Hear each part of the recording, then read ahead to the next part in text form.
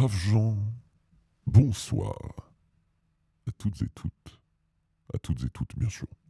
Les mecs, allez vous faire foutre. Vous faire foutre. Oh la vache, ça devient compliqué déjà. Hein. Bref, on reset. Je remets un marqueur. C'est encore Venise Borderell et maintenant c'est lui. MDR.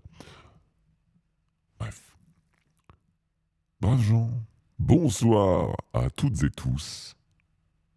Et bienvenue dans votre nouvelle soirée Horrifiques Histoires.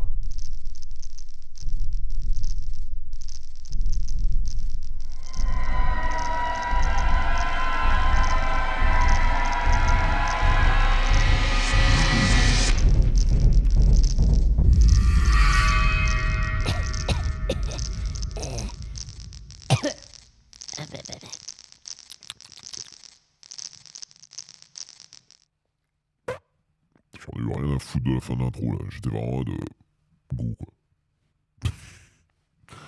Voilà, cette fin d'intro était violente pour rien. Désolé. Et bonsoir, c'est un skull qui arrive pile au bon moment. Bref, braves gens, bienvenue dans Horrifiques Histoires. Ce soir, le rempart de béton. Une nouvelle de Brian Lumley, ou Lumley, je sais pas, on s'en fout en fait. Publiée et écrite, a priori, en 1969, tard l'époque, comme on dit. Hein. Et c'est parti mon kiki. Bonne écoute.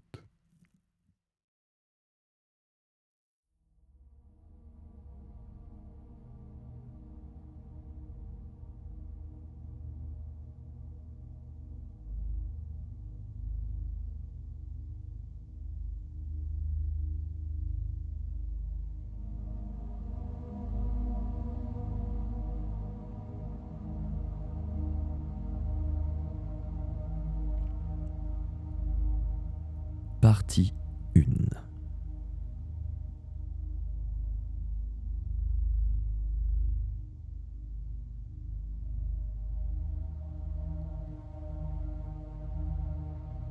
Je ne cesserai jamais de m'étonner devant la manière dont certaines gens, qui se prétendent chrétiens, prennent un tel plaisir au malheur des autres. La vérité profonde de cette assertion s'imposa à moi lorsque j'eus vent des bruits et des rumeurs les plus inutiles qui circulaient sur le comportement étrange de mon plus proche parent. Il y avait ceux qui concluaient que la Lune, non contente de provoquer les marées et en partie le lent mouvement de la croûte supérieure de la Terre, était également responsable de l'étrange attitude de Sir Emery Wendy Smith à son retour d'Afrique. La meilleure preuve en était la fascination subite de mon oncle pour la sismographie, l'étude des tremblements de terre. Ce sujet l'envoûta au point qu'il construisit son propre instrument, un modèle qui ne comprenait pas la base de béton classique. Il atteignit une exactitude telle qu'il pouvait mesurer les plus infimes tremblements, les vibrations les plus profondes qui secouent sans cesse notre monde. C'est ce même instrument qui se trouve devant moi, à présent. Je l'ai sauvé des ruines du cottage et je lui lance de plus en plus fréquemment des coups d'œil inquiets. Avant sa disparition, mon oncle passait des heures entières, dans quel but, à étudier les mouvements fractionnels du vibreur sur le graphique. Pour ma part, je trouvais plus qu'étrange la façon dont Sir Emery, alors qu'il séjournait quelque temps à Londres après son retour, fuyait le métro. Il préférait de loin payer des courses de taxi astronomiques plutôt que de descendre dans ce qu'il appelait ces tunnels tout noirs. C'était étrange, oui. Je n'y ai cependant jamais vu un signe de déséquilibre mental. Pourtant, Même ses amis les plus intimes semblaient convaincus de sa folie. Il l'imputait au contact trop intense qu'il avait eu avec ces civilisations mortes et tombées dans l'oubli qui le fascinaient. Mais aurait-il pu en être autrement ? Mon oncle était à la fois collectionneur et archéologue.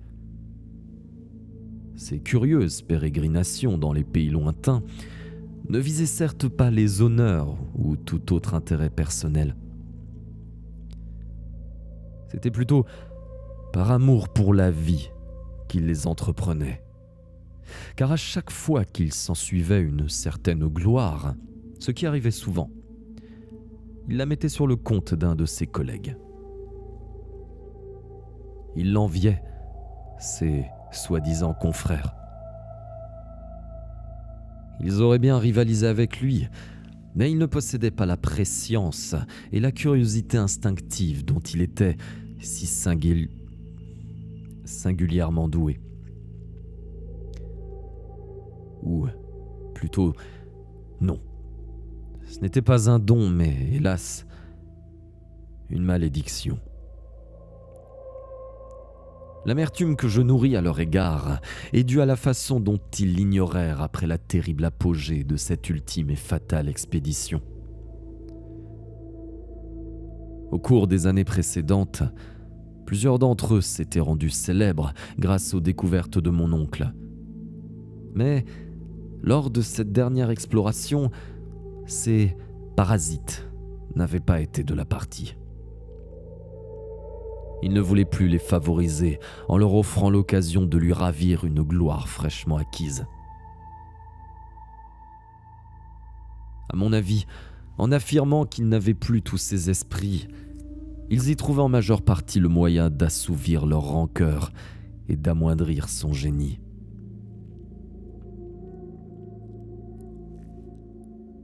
Ce dernier safari sonna à coup sûr l'heure de sa fin physique. Lui qui, pour son âge, passait pour un homme fort, à l'allure fière, aux cheveux noirs de jais, un éternel sourire aux lèvres. Cet homme énergique avait à son retour la démarche d'un vieil homme, voûté, amaigri. Ses cheveux avaient blanchi. Son sourire s'était fait rare et crispé, tandis qu'un tic pinçait parfois le coin de sa bouche.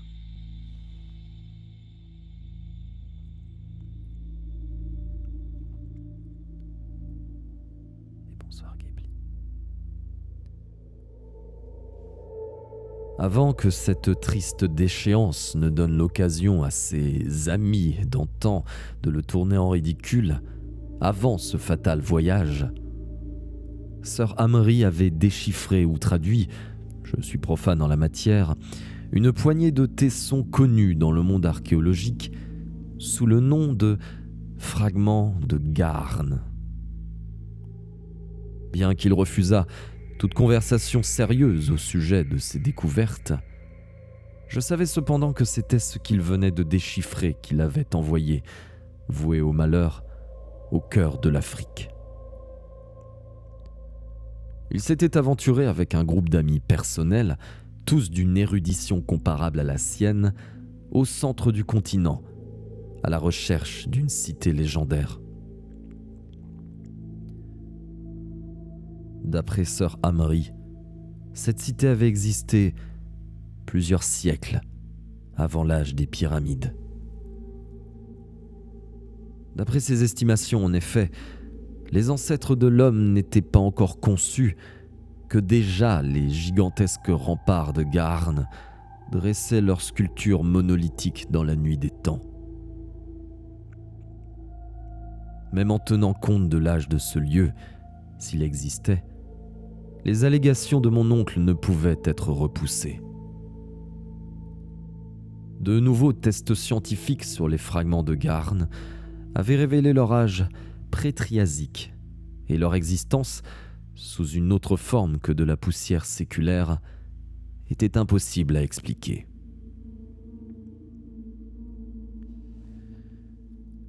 C'est seul et mourant de soif que sœur Amri atteignit un campement de sauvages, 5 semaines après avoir quitté un petit village indigène, dernier contact de l'expédition avec le monde civilisé. Ces hommes féroces qui le découvrirent l'auraient certainement tué s'ils n'en avaient pas été empêchés par leur superstition.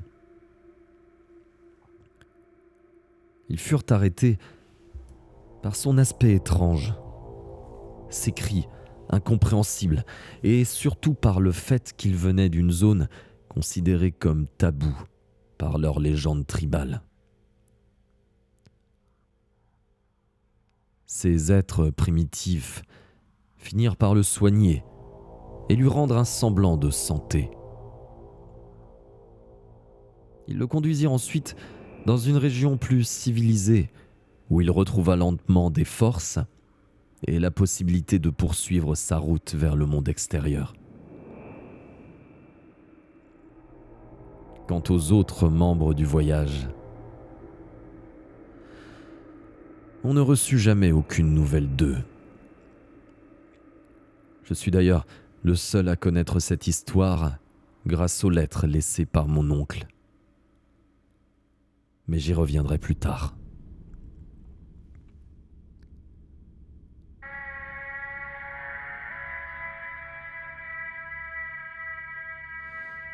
Après son retour solitaire en Angleterre, sœur Amri manifesta de plus en plus ces manies excentriques dont j'ai déjà parlé. De plus, la moindre allusion ou conjecture émise sur l'étrangeté de la disparition de ses collègues suffisait à le plonger dans une sorte de délire. Furieux, il se mettait alors à proférer des paroles horribles et inexplicables, telles que une terre ensevelie où Choudmel rumine, complotant la destruction de la race humaine et la libération du grand Cthulhu de sa prison aquatique.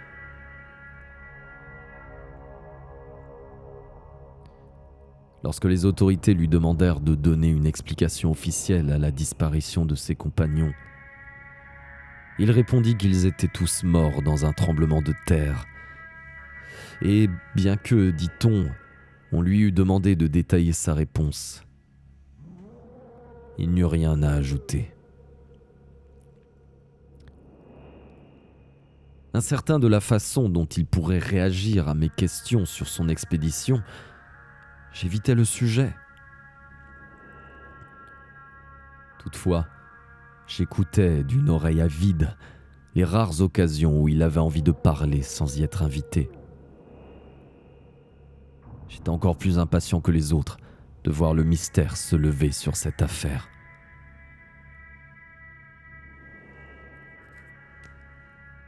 Quelques mois seulement après son retour, il quitta subitement Londres pour sa maison isolée, dans les marais du Yorkshire, et m'invita à le rejoindre pour lui tenir compagnie. L'invitation était d'autant plus étrange que mon oncle avait passé des mois entiers dans une solitude absolue, au fin fond des vastes étendues désertiques, et se plaisait à se prendre pour un ermite. J'acceptais aussitôt. C'était pour moi l'occasion unique de profiter de cette solitude que je trouve si favorable à la rédaction de mes écrits.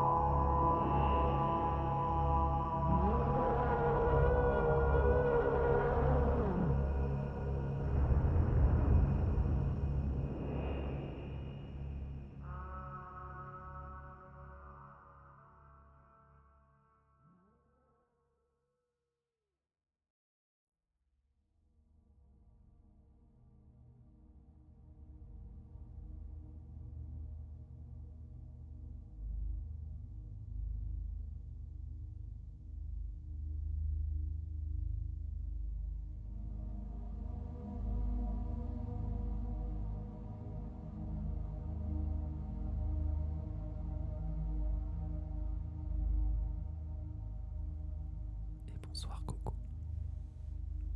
Bienvenue. Partie 2.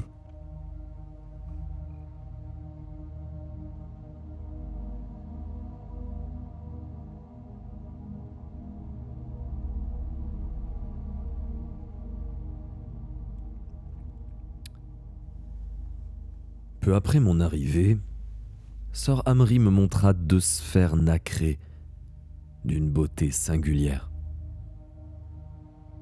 Elles devaient mesurer 4 pouces de diamètre et, bien qu'il fût incapable d'identifier avec certitude la matière dont elles se composaient, il put néanmoins me préciser qu'elles semblaient être le résultat d'une combinaison inconnue de calcium, d'olivine et de poussière de diamant. Comment ces objets avaient-ils été fabriqués ? C'était, disait-il, à chacun d'y répondre. Il avait trouvé ces sphères, me raconta-t-il, sur le site de Garn. Première allusion au fait qu'il avait réellement trouvé la ville morte, ensevelie à fleur de terre, dans un coffret de pierre sans couvercle, dont les côtés aux angles étranges et inconnus portaient des gravures absolument repoussantes. Sœur Amri fut tout sauf explicite au sujet de ses dessins. Il se contenta de préciser que les horreurs qu'il suggérait étaient tellement excessives qu'il valait mieux ne pas trop s'étendre sur leur description. Finalement, cédant à mes questions serrées, il m'apprit qu'il montrait de monstrueux sacrifices à quelque innommable divinité chtonienne. Il refusa de m'en dire plus long, mais comme je me révélais d'une curiosité insatiable, il me conseilla de lire les œuvres de Commode et du cauchemar d'Est Caracalla. Il me signala également que, en plus de ces gravures, le coffret était orné de nombreuses lignes au caractère profondément dessiné, lesquelles ressemblaient fortement au relief cunéiforme des fragments de Garn et, par certains côtés, présentaient une ressemblance troublante avec les insondables manuscrits pnacotiques. Selon toute probabilité, poursuivit-il, cette boîte avait servi de coffre à jouets et ces sphères faisaient office de hochet pour un enfant de la cité ancestrale. Des enfants ou de jeunes adolescents étaient mentionnés dans les lignes qu'il était parvenu à déchiffrer dans cette étrange écriture tracée sur le coffret.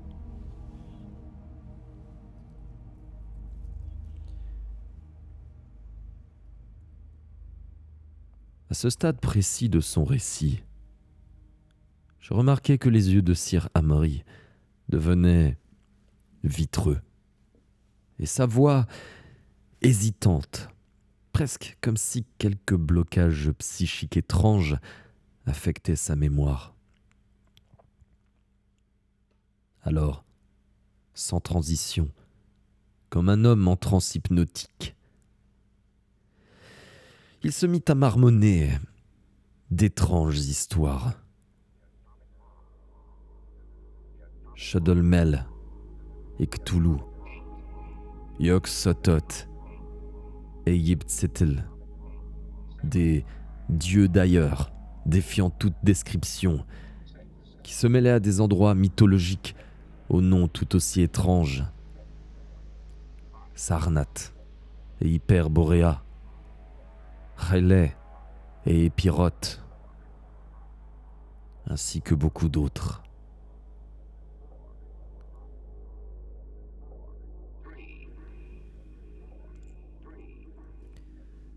Dieu sait que je brûlais d'en savoir davantage sur cette tragique expédition. Mais ce fut pourtant moi, je le crains, qui forçai Sœur Amri à s'arrêter. À l'entendre marmonner de la sorte, je ne pus empêcher la pitié et l'inquiétude de se peindre sur mon visage. Lorsqu'il s'en aperçut, il s'excusa et gagna en toute hâte l'intimité de sa chambre. Plus tard, lorsque je jetai un coup d'œil par la porte, il semblait absorbé par son sismographe. Je crois qu'il transposait les données du graphique sur l'atlas mondial de la bibliothèque. Je notais avec inquiétude qu'il discutait calmement avec lui-même.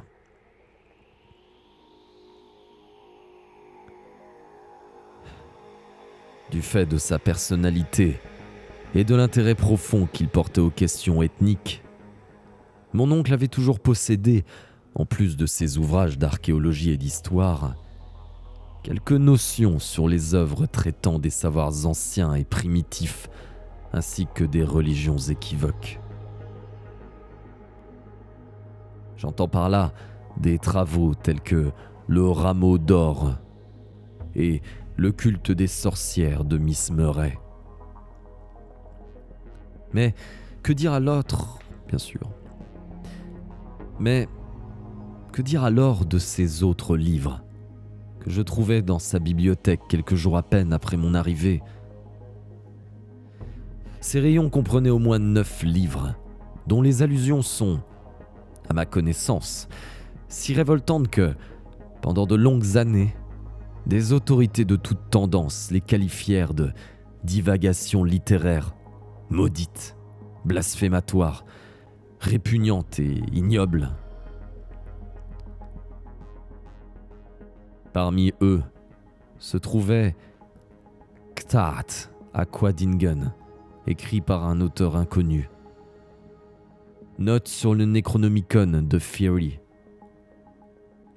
Liber Miraculorem, Histoire de la magie d'Eliphas Lévy, ainsi qu'un exemplaire relié de cuir de l'odieux culte des Ghouls. Le pire que j'ai découvert est peut-être un mince ouvrage écrit par Commode, le maniaque sanguinaire, en 183 avant Jésus-Christ, et qu'une plastification protégeait contre une plus grande dégradation. En plus de cela, comme si ces livres n'étaient pas assez troublants, il y avait cette autre chose. Que penser de cette mélopée indescriptible et bourdonnante qui s'élevait souvent de la chambre de Sir Amri en plein cœur de la nuit? Cela se produisit pour la première fois la 6e nuit que je passais dans sa maison. Je fus soudain arraché à un sommeil déjà tourmenté par les intonations morbides d'un langage qui m'apparut imprononçable par les cordes vocales de l'homme. Mon oncle les prononçait cependant avec une facilité étrange, et je pus griffonner une phrase qui revenait sans cesse, en utilisant les caractères écrits se rapprochant le plus possible des paroles prononcées. Ces mots, ou plutôt, ces sons, étaient les suivants.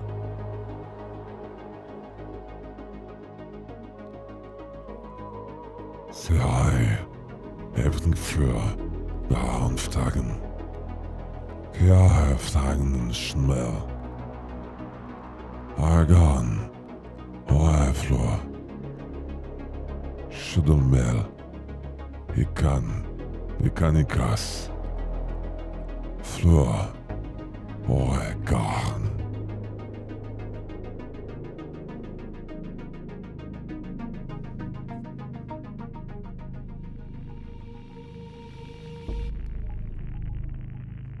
À l'époque, ce refrain me sembla absolument impossible à reproduire. Moi aussi.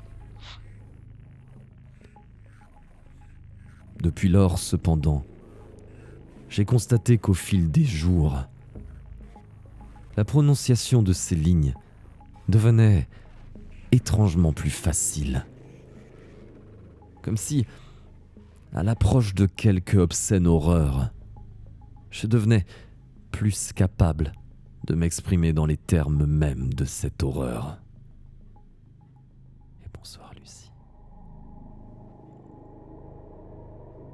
Peut-être est-ce simplement parce que, ces derniers temps, j'ai eu l'occasion de répéter cette litanie dans mes rêves.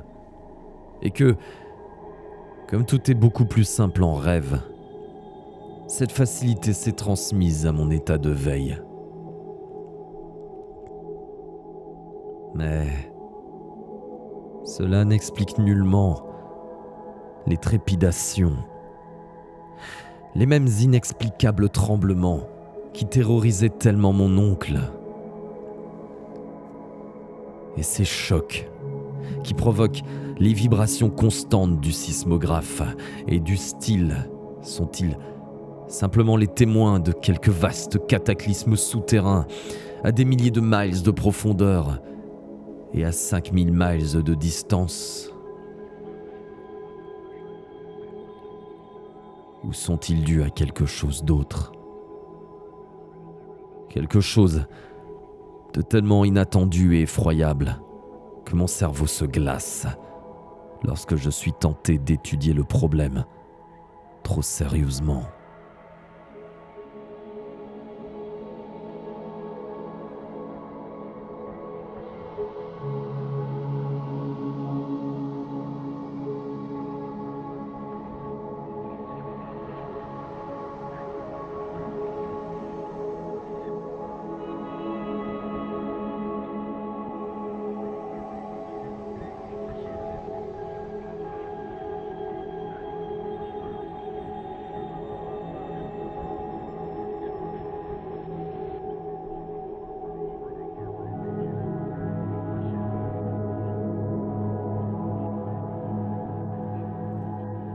Partie 3.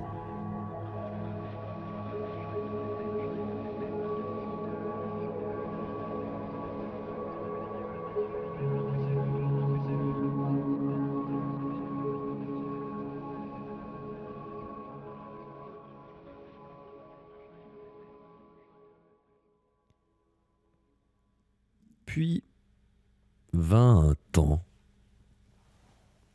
plus précisément quelques semaines après mon arrivée, où sœur Amory retrouva une forme resplendissante.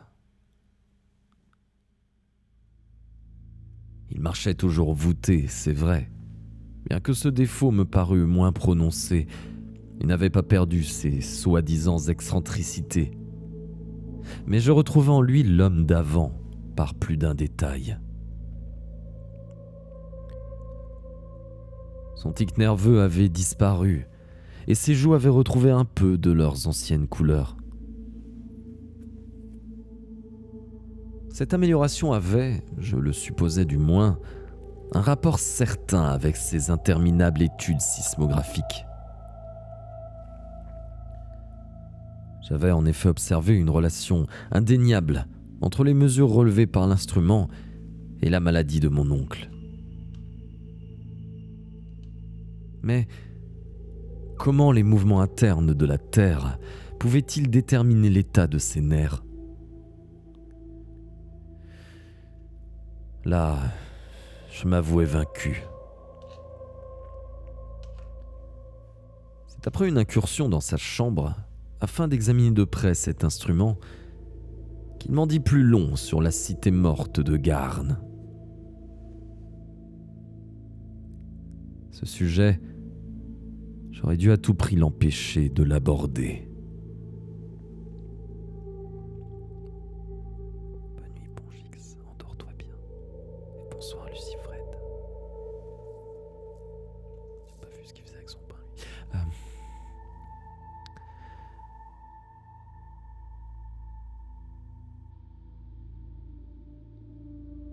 Les fragments, raconta-t-il, révélaient l'emplacement d'une cité de Garn, dont le nom n'est repris que dans les légendes et qui, par le passé, a été évoqué comme l'égal de l'Atlantide, de Mu et de Rayleigh. Et merci beaucoup, This is not Yibin, du follow, bienvenue. Un mythe, ni plus ni moins. Mais donner un emplacement à une légende revient en quelque sorte à le matérialiser. Or, quand cet emplacement s'accompagne de vestiges du passé, d'une civilisation enfouie depuis des éternités, la légende devient histoire.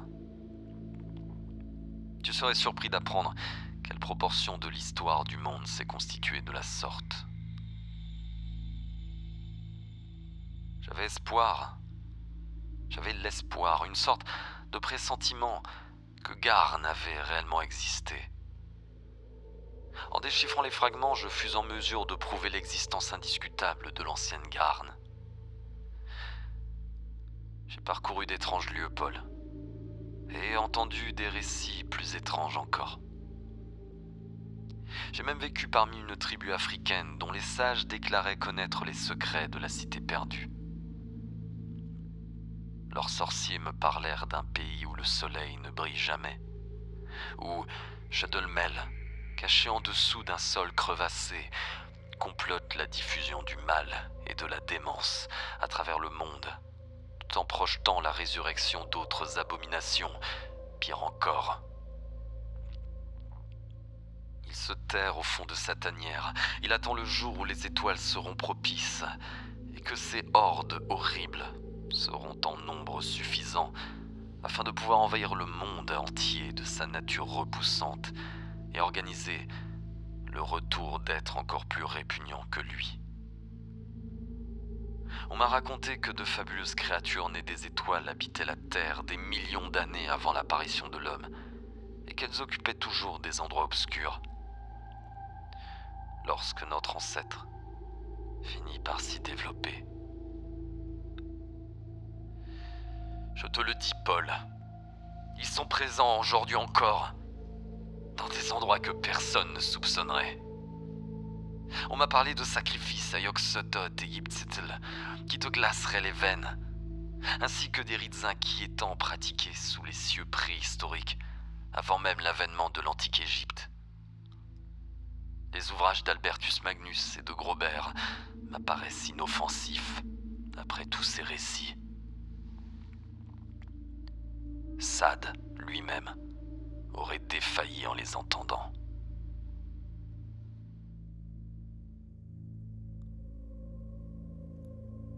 Bonsoir, Parsiters. La voix de mon oncle proférait des phrases de plus en plus précipitées. Il s'arrêta, reprit son souffle, puis poursuivit d'un ton normal, moins saccadé. Allez, je vous épargne les effets. Sinon ça va être long. À la lecture de ces fragments, ma première idée fut de monter une expédition. Crois-moi, j'avais appris l'existence de certaines choses que j'aurais pu mettre au jour ici en Angleterre. Tu serais surpris si tu savais tout ce qui se cache sous la surface de ces paisibles collines de Cosveld. Mais un tel projet aurait alerté une armée de ces soi-disant experts et amateurs du même genre. C'est pourquoi je me décidais pour Garn. Alors, je parlais de cette expédition pour la première fois à Kyle, Gordon et aux autres. Je dus avancer de fameux arguments, car tous insistèrent pour m'accompagner. Attention, plus d'un s'est certainement cru en route pour l'impossible. Quoi d'étonnant. Comme je te l'ai déjà expliqué, Garn relève de la même utopie que Mu ou Épirote, ou relevait en tout cas. Ils ont dû se croire à la recherche de la lampe d'Aladin. Mais ils furent malgré tout de la partie. D'ailleurs, ils pouvaient difficilement se permettre de ne pas venir, à supposer que Garn existât vraiment. Tu penses? Quelle perte de succès! Jamais il ne le se... Bien sûr, je savais que j'allais galérer à lire celle-là. Jamais il ne se le serait pardonné. Et c'est pour cela aussi que je ne me le pardonne pas. S'ils ne s'étaient pas intéressés à ces fragments, tous seraient ici, à l'heure présente. Dieu les aide. Et bonsoir Indiana, et bon l'heure. La voix de Sir Amri montait, en proie à une excitation effroyable. Il continua, fébrile. Grand Dieu, mais cet endroit me rend malade. Je ne peux pas le supporter plus longtemps. C'est toute cette herbe et cette terre. J'en ai des frissons. Du ciment. Être entouré de ciment, voilà ce dont j'ai besoin. Et du ciment le plus épais possible. Pourtant, même les grandes villes ont leurs inconvénients. Les métros et autres inventions du genre. As-tu vu Accident de métro de Pickman ? Seigneur, quel film ! Et cette nuit, si tu avais pu les voir, ils sortaient des crevasses. Si tu avais pu sentir ces vibrations atroces. Leur apparition faisait basculer et danser le sol lui-même. Nous les avions dérangés. Peut-être même ont-ils pensé qu'on les attaquait. Alors ils sont sortis. Seigneur, quel aurait été le motif d'une telle férocité ? Quelques heures plus tôt à peine, je m'étais félicité d'avoir trouvé ces globes. Et alors, il haletait à présent. Ses yeux prenaient à nouveau un éclat vitreux. Je ne reconnaissais plus le timbre de cette voix aux intonations à présent indistinctes et étrangères. C'est Hay. La ville était bien ensevelie, mais depuis qu'il l'avait qualifiée de morte, celui qui l'avait qualifiée de morte s'était trompé. Ils vivent depuis des millions d'années. Peut-être même ne meurent-ils jamais. Et pourquoi pas ? Ce sont des dieux après tout, à leur façon. Ils ont surgi dans la nuit. Mon oncle, par pitié, l'interrompis-je. Pas besoin de me regarder ainsi, Paul, ni de penser à ce que tu penses à l'instant. Il existe d'étranges choses, crois-moi.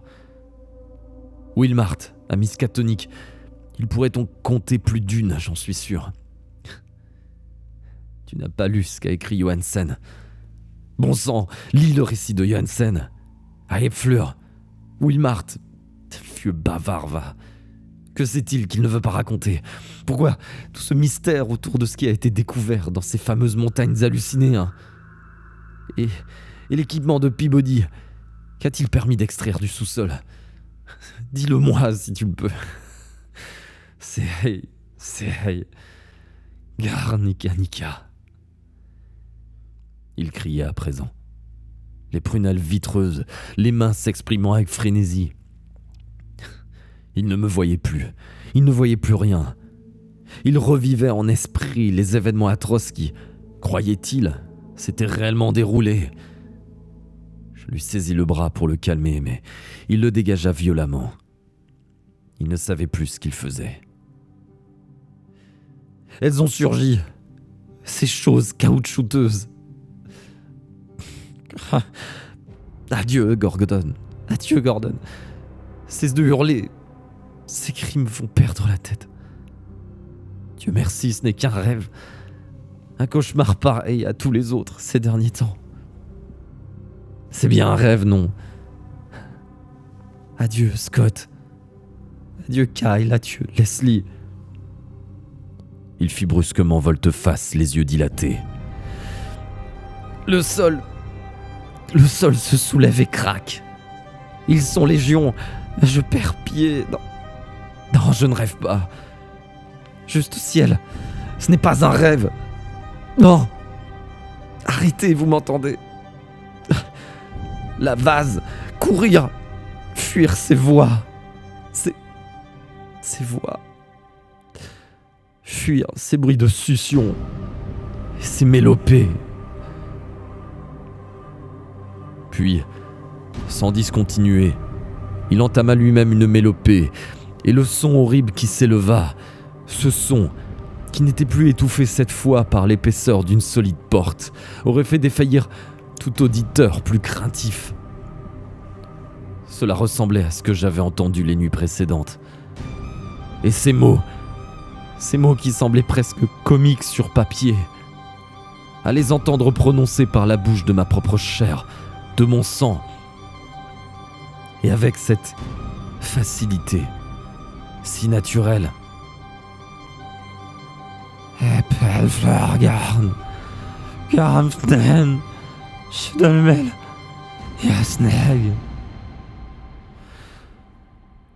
Alors qu'il scandait ces horribles onomatopées, les pieds de Sir Amri s'étaient mis à battre le sol dans une parodie grotesque de la course. Ses cris redoublèrent soudain, puis, de façon imprévisible, il me dépassa d'un bond pour se jeter tête première contre le mur. Le choc lui fit perdre l'équilibre et il s'affaissa sur le sol. J'eus bien peur que mes soins malhabiles fussent insuffisants, mais, à mon grand soulagement, il reprit conscience quelques minutes plus tard. Il m'assura d'une voix chevrotante que tout allait bien, un peu secoué, c'est tout. Et, prenant appui sur mon bras, se retira dans sa chambre.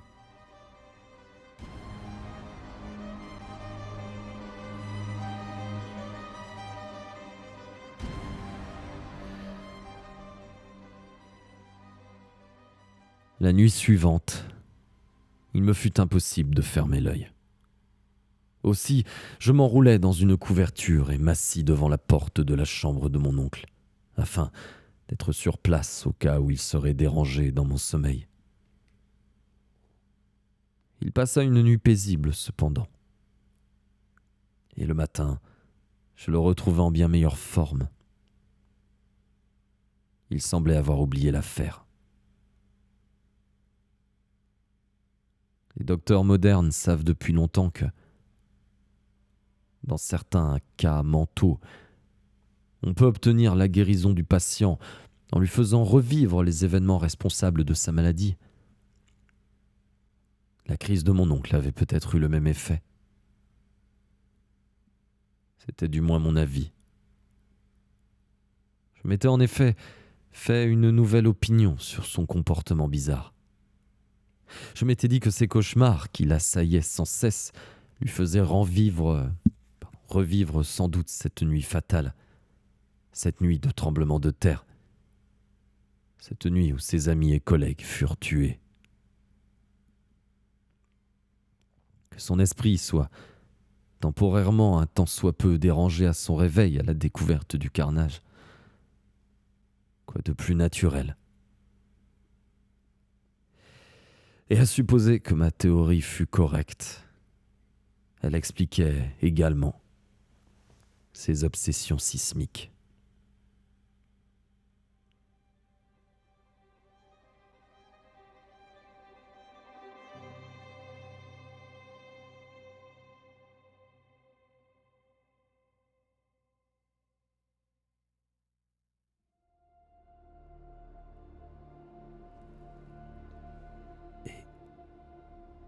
Votre moment favori de l'histoire? La pub pour filer de la thune à Jeff Bezos. Évidemment, il faut bien que ça tombe une fois de temps en temps. Braves gens, ne partez pas. Votre histoire continue dans 1 minute 30. À tout de suite. J'espère que vous allez bien dans le chat.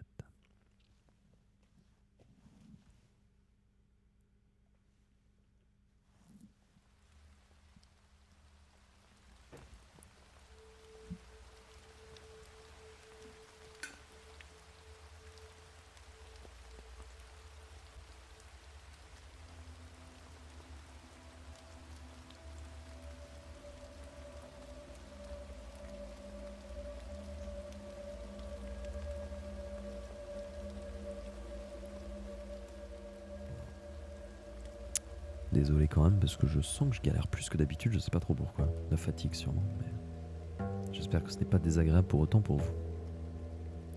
Je vais aller rechercher de l'eau. Je vous laisse avec ce magnifique dessin de Mascox. A tout de suite.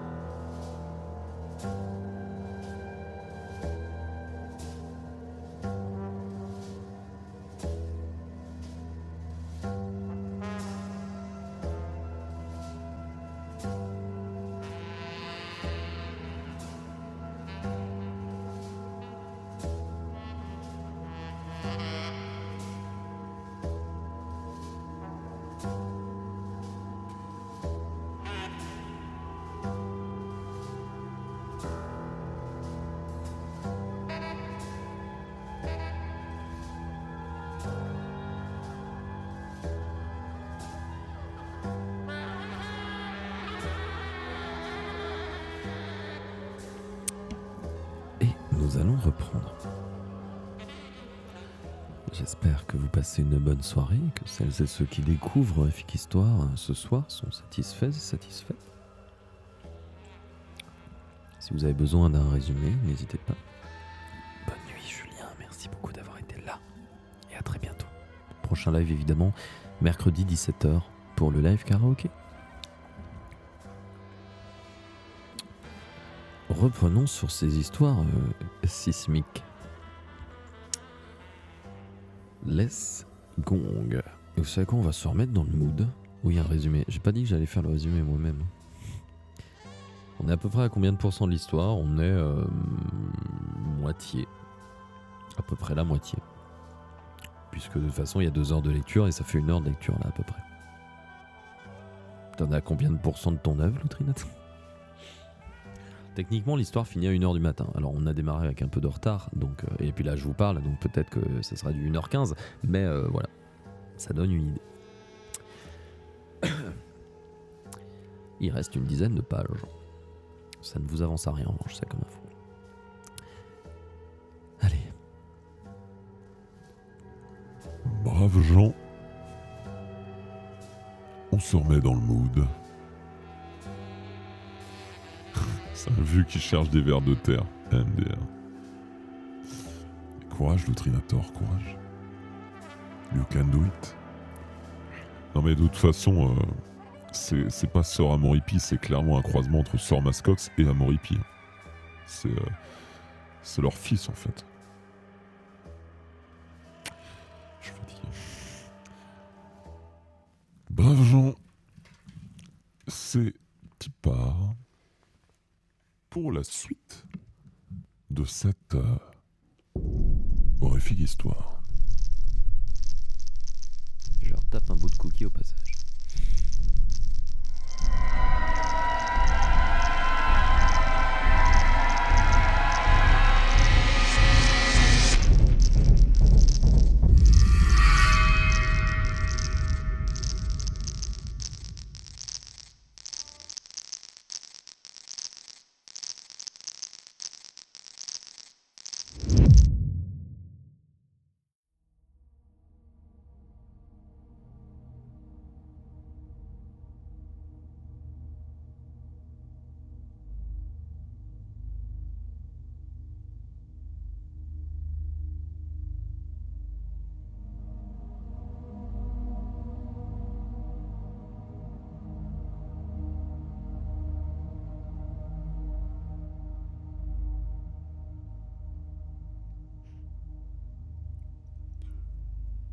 partie 4.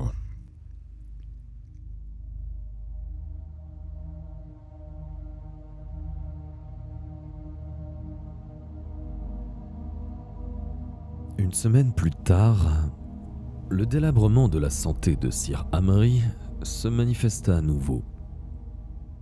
Depuis quelques jours, il semblait aller mieux, bien qu'il dévigue. J'ai du mal ce soir. Pour la beauté du montage, on reprend. Une semaine plus tard, le délabrement de la santé de Sir Amory se manifesta à nouveau. Depuis quelques jours, il semblait aller mieux, bien qu'il divaguât encore de temps à autre dans son sommeil. Il avait même passé quelques heures dehors pour faire un peu de jardinage, selon lui. Septembre était déjà fort avancé et il faisait froid, mais le soleil brillait et ce jour-là, il passa toute la matinée à manier le râteau et la cisaille. Nous vaquions à nos occupations en toute quiétude. Je m'apprêtais à préparer le déjeuner lorsqu'un fait étrange se produit. À n'en pas douter, je sentis le sol bouger sporadiquement sous mes pieds et j'entendis un grondement sourd. J'étais assis au salon à ce moment. Quelques secondes plus tard, la porte du jardin s'ouvrit violemment et mon oncle se précipita à l'intérieur. Le visage blanc comme la mort et les yeux révulsés, il se dirigea, sans me voir, vers sa chambre. Sidéré par son apparition impétueuse, j'eus à peine le temps de me lever qu'il était déjà revenu tout excité du salon. Il s'affala, haletant, dans une bergère. C'était le sol. L'espace d'un instant, j'ai cru que le sol... Il marmonnait, plus pour lui-même que pour moi, tremblant de la tête aux pieds après le choc qu'il avait subi. Alors, devant l'inquiétude peinte sur mon visage, il tenta de se calmer. Le sol, j'étais sûr de le sentir trembler, mais j'ai dû me leurrer. Ce doit être cet endroit dégagé. Je devrais faire un réel effort et m'en aller d'ici. En fait, il y a beaucoup trop de terre et pas assez de ciment. Un rempart de béton. C'est ça.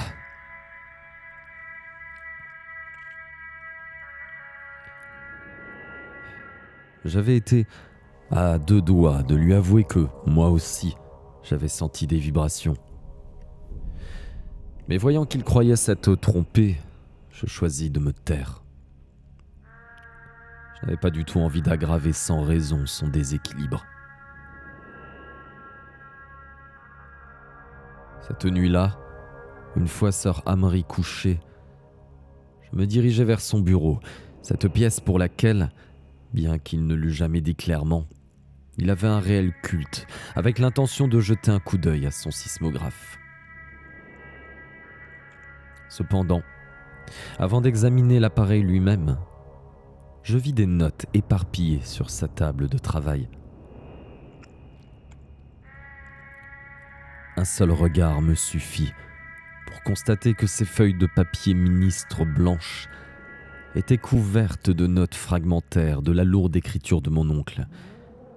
Et quand je regardais de plus près, je découvris avec horreur qu'elles n'étaient qu'un fouillis incohérent, relatant à première vue des faits dissociés, bien que manifestement liés, se rattachant d'une certaine manière à ces étranges hallucinations. Ces documents m'ont été remis à titre définitif, ce qui me permet de les reproduire intégralement ci-dessus. Ci-dessous. Oh, la fatigue du mec.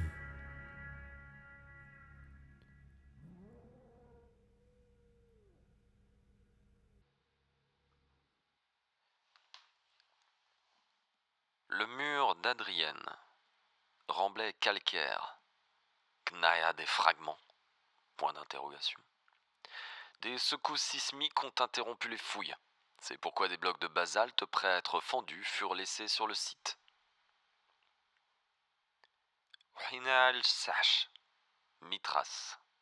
Si les Romains avaient leur propre divinité, ce n'est pourtant pas à Mithras que les disciples de Commode, le maniaque sanguinaire, offraient des sacrifices à Limestone Bank. C'est au même endroit que 50 années auparavant, une grande dalle de pierre fut mise au jour. Elle était couverte d'inscriptions et de dessins. Sylvanus, le centurion, gratta toutes ces marques et l'enterra à nouveau. Un squelette, identifié comme étant celui de Sylvanus grâce à l'anneau sigillaire entourant encore l'un de ses doigts, fut retrouvé plus tard profondément enfoui sous terre, à l'endroit même où se dressait jadis une taverne Vicus. Mais nous ignorons comment il disparut.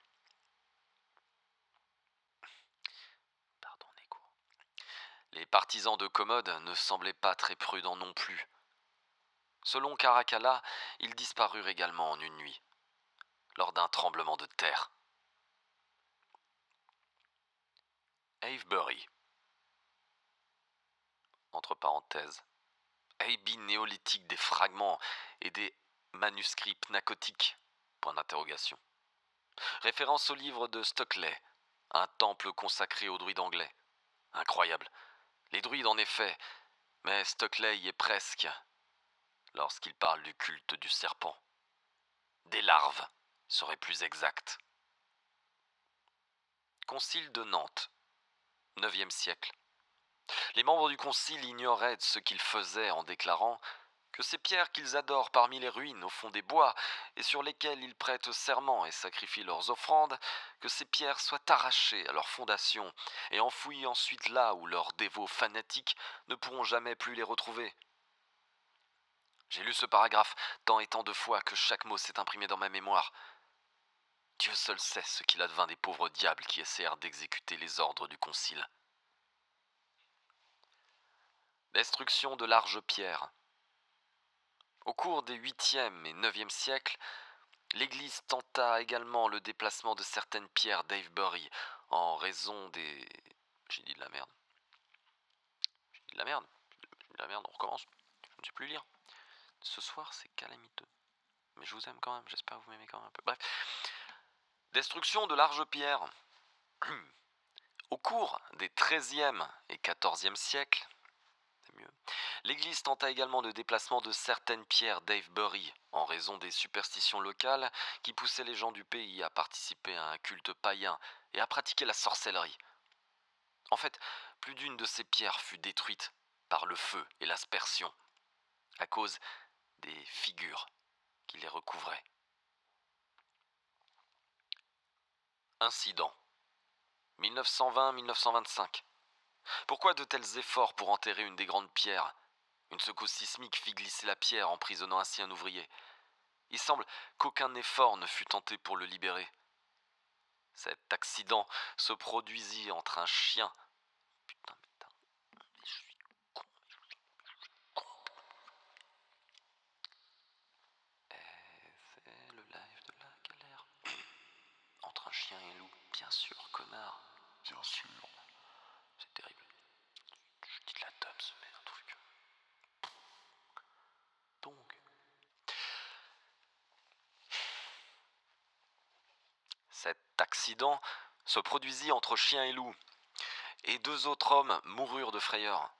Pourquoi les autres hommes qui creusaient prirent-ils la fuite devant une telle scène ? Et puis, quelle était cette chose titanesque que l'un d'entre eux vit s'enfoncer dans le sol ? Cette chose présumée laissa une odeur monstrueuse sur son passage. C'est à leur odeur que vous les reconnaîtrez. Était-ce un occupant d'un autre nid de ces goules éternels ? L'obélisque. Pourquoi l'immense obélisque de Stockley fut-il brisé ? Les morceaux furent enterrés au début du XIIIe siècle, mais en 1833, Henry Brown découvrit des sacrifices brûlés sur ce site. Et tout près, à Silbury Hill. Mon Dieu, cette butte du diable. Il est des choses, même parmi toutes ces horreurs, auxquelles on ne saurait penser. Et tant que j'ai encore toute ma raison, Silbury Hill sera l'une d'entre elles. Amérique, Innsmouth. 1928. Que s'est-il passé ? Pourquoi le gouvernement fédéral a-t-il largué des grenades sous-marines autour du récif du Diable, sur la côte atlantique, juste devant Innsmouth ? Pourquoi la moitié des habitants d'Innsmouth ont-ils été exilés ? Quelles étaient leurs relations avec la Polynésie ? Et qu'est-ce qui gît enfoui dans les terres sous la mer ? Windwalker, entre parenthèses, Deathwalker, Ithaca, Wendigo, etc. Une nouvelle horreur à présent, mais d'un type différent. Pas de doute possible. Des sacrifices humains présumés à Manitoba, oui. Circonstances incroyables autour de l'affaire Norris. Le professeur Spencer de l'Université de Québec a littéralement confirmé la validité de ce cas et a... Ces notes s'arrêtent là. J'avoue que j'en fus soulagé. Moi aussi.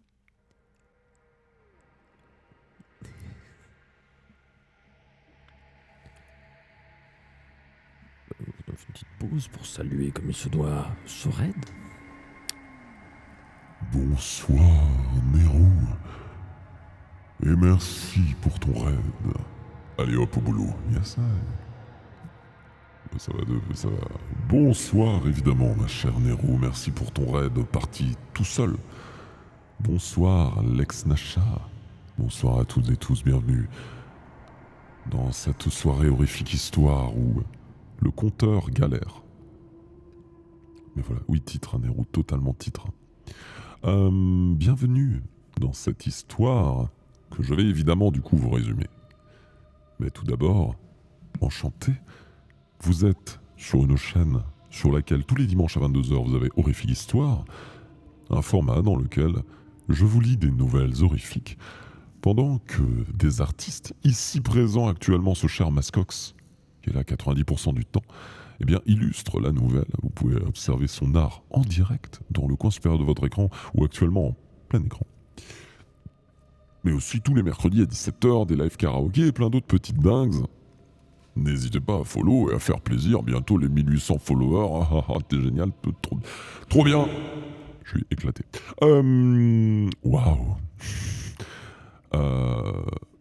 Bonsoir, Max Pot. Aussi bonsoir à toutes celles et ceux qui seront là, qui resteront un petit peu avec nous, qui lâcheront leur follow, n'importe. Bienvenue à vous et même à celles et ceux qui partent maintenant. Passez une bonne nuit. Merci beaucoup de nous rejoindre. Cette voix est insupportable, mais croyez-moi, celle-là l'est encore plus. Je vais peut-être utiliser ma voix normale, tant qu'à faire. Petit résumé, du coup, de raid. Ça va peut-être me réveiller.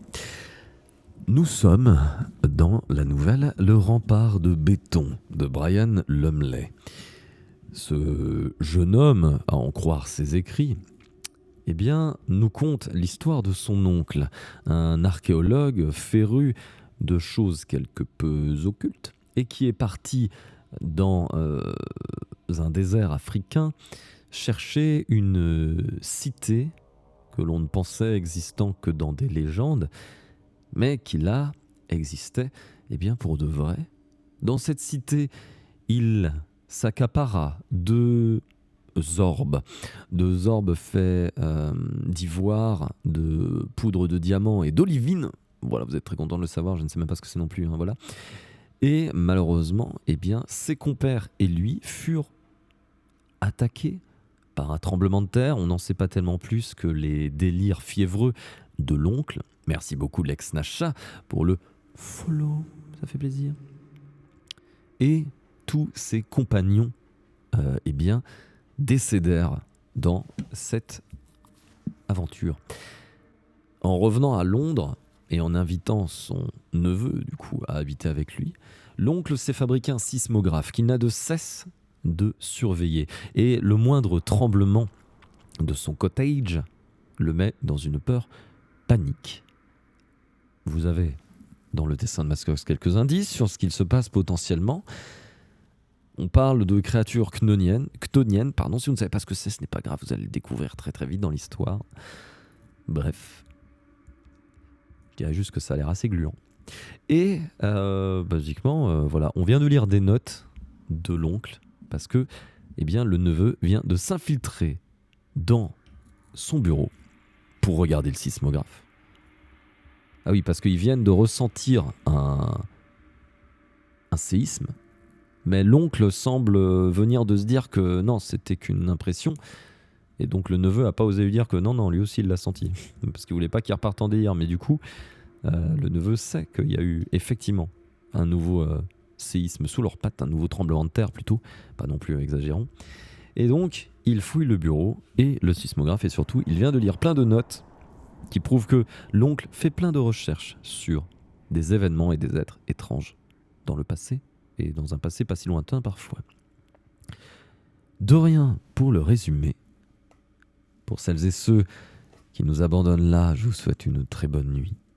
Et pour celles et ceux qui restent avec nous, braves gens, Bonsoir. Et bienvenue à vous. Ou re-bienvenue. Dans Horrifiques Histoires.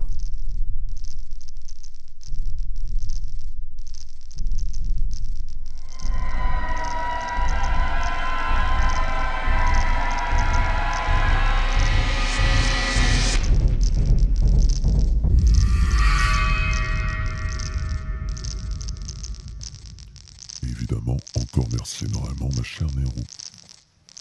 Plein de love.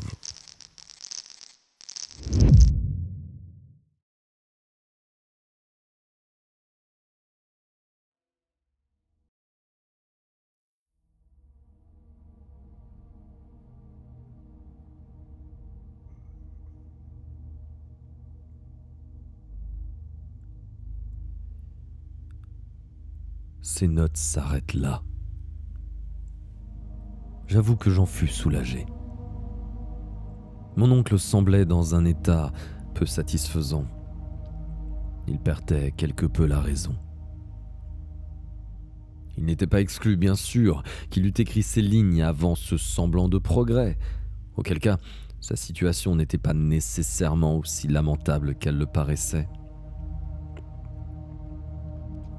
Je remis les feuillets exactement comme je les avais trouvés, et étudiai avec attention le sismographe.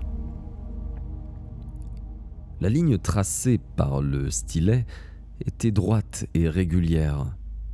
Et lorsque je déroulais la bobine pour mieux observer le diagramme, je notais la même régularité anormale depuis les 12 derniers jours. Comme je l'ai déjà dit, cet instrument influençait directement l'état de mon oncle. Et ce témoin du calme de la Terre expliquait donc à coup sûr l'amélioration relative de sa condition. Mais un point me tracassait. Le diagramme n'indiquait aucun mouvement. Or, j'étais certain d'avoir senti une secousse. Mieux, j'avais entendu un sourd grondement. Et il me semblait quasiment impossible que sœur Amery et moi-même eussions été simultanément victimes de la même illusion sensorielle. Je replaçai la bobine et m'apprêtais à quitter la pièce lorsque, en me retournant, je remarquai quelque chose que mon oncle n'avait probablement pas vu. Une petite vis de laiton gisait par terre. Je démontai à nouveau le tambour et aperçus la fraisure que j'avais effectivement remarquée auparavant, mais sans y prendre garde. Il était évident qu'elle était prévue pour cette vis. Je ne connais rien en mécanique, et je suis absolument incapable de préciser quel rôle jouait cette pièce dans le fonctionnement normal de l'appareil. Je la vissai néanmoins en place et remontai l'appareil. Ensuite, je restai quelques minutes encore pour m'assurer que tout fonctionnait correctement et, pendant quelques secondes, tout me parut normal.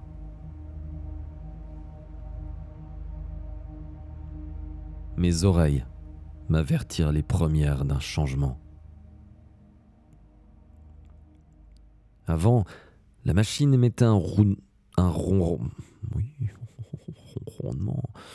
Avant, la machine émettait un ronronnement sourd d'horloge, ainsi qu'un grincement perçant et continu.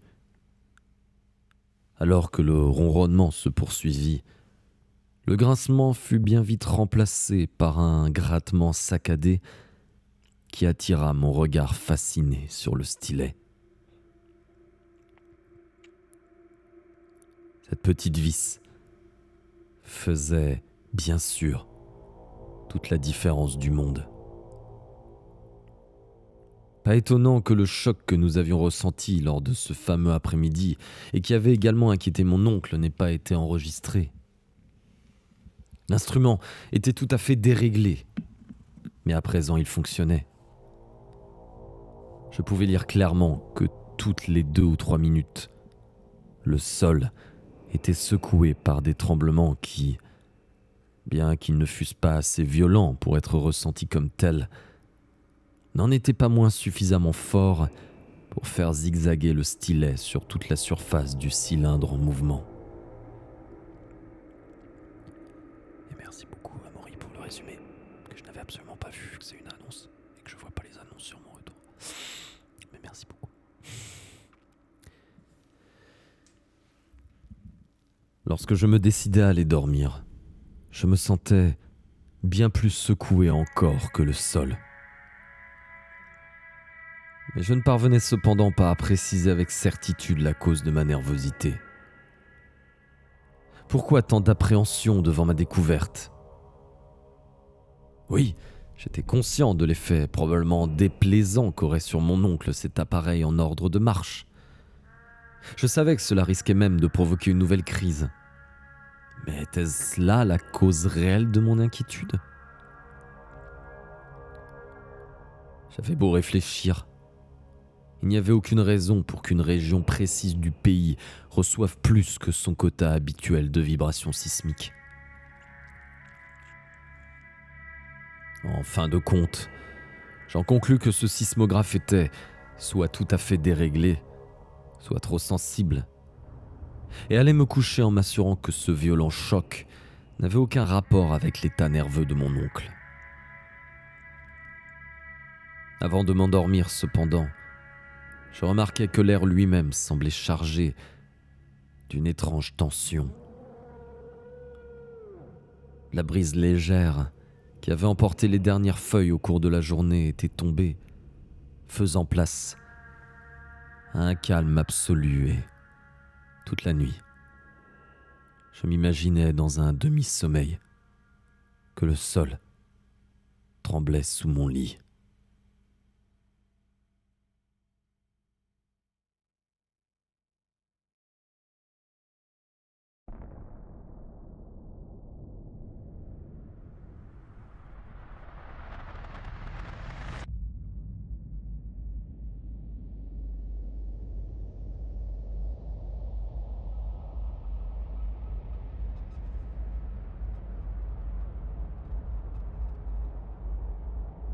The atomic bomb. The atomic bomb. The atomic bomb. The atomic bomb. The atomic bomb. The atomic bomb.